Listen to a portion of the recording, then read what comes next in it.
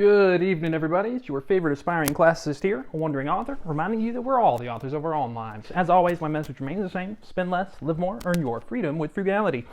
And today, we're going to discuss the supreme good, because that's the sort of stuff that philosophers talk about. Remember, in the previous chapter on Aristotle's Nicomachean Ethics, we're in chapter 12 now, but check out my video on chapter 11, he puts forward a bunch of different views on pleasure and pain.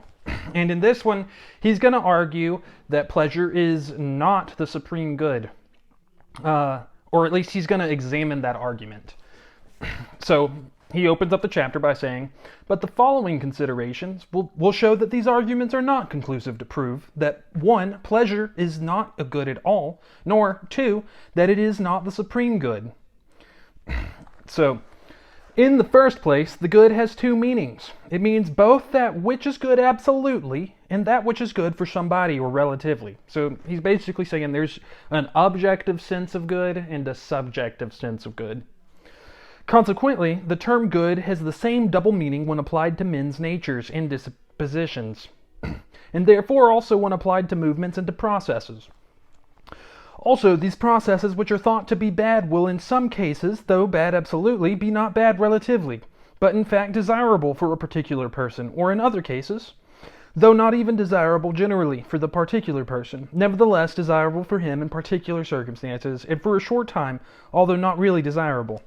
That is a long passage, but he's just basically saying that something could be bad objectively, but not bad subjectively for the person.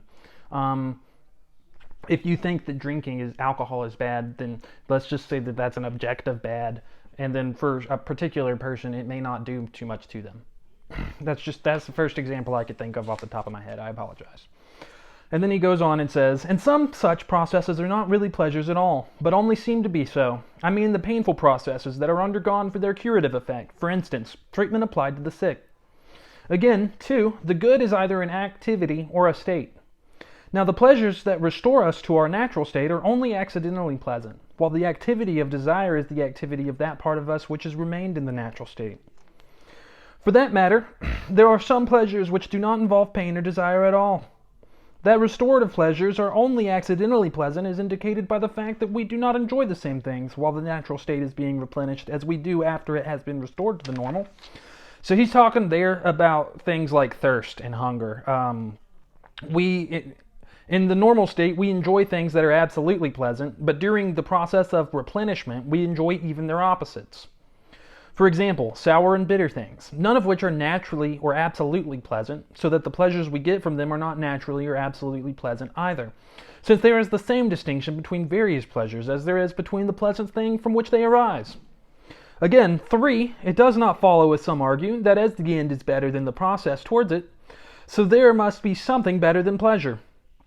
So he's saying if we look at the argument that pleasure is a process, there must be something better because of a process always leads to an end.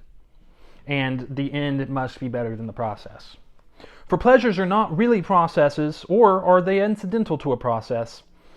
They are activities and therefore an end. So Aristotle's saying that they are an end. Nor do they result from the process of acquiring our faculties, but from their exercise. Nor have they all of them some end other than themselves. This is only true of the pleasures of progress towards the perfection of our nature. I actually don't 100% grasp that one myself. I think I do, but I still love the way it sounds.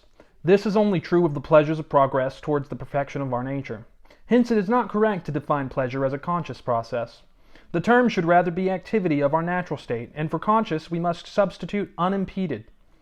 Some thinkers hold that a pleasure is a process on the grounds that it is good in the fullest sense, because in their view an activity is a process, but really an activity is different from a process.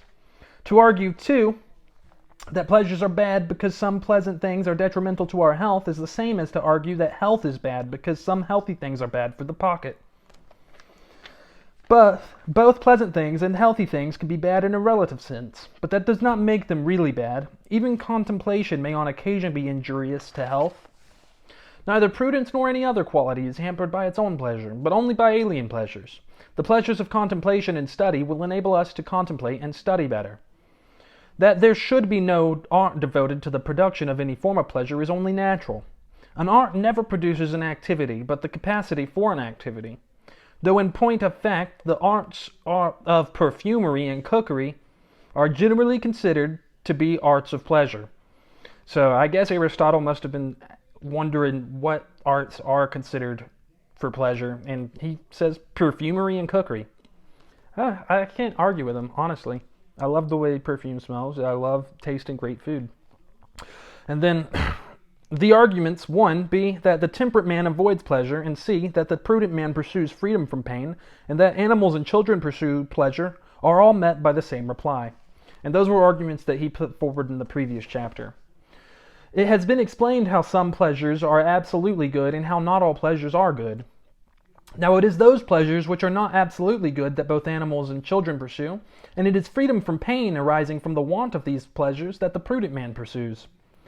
The pleasures that involve desire and pain, namely the bodily pleasures or their excessive forms, in regard to which profligacy is displayed, that is why the temperate man avoids excessive bodily pleasures, for even the temperate man has pleasures. Yep, and that is the end of that chapter. And then we'll finish up tomorrow with chapters 13 and chapters 14 of the Nicomachean Ethics. I probably should slow down a little bit and speak a little, but some of these are, some works of philosophy is really hard to wrap your head around.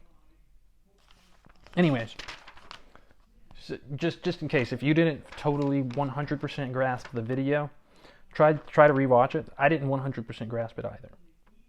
I'm just joking.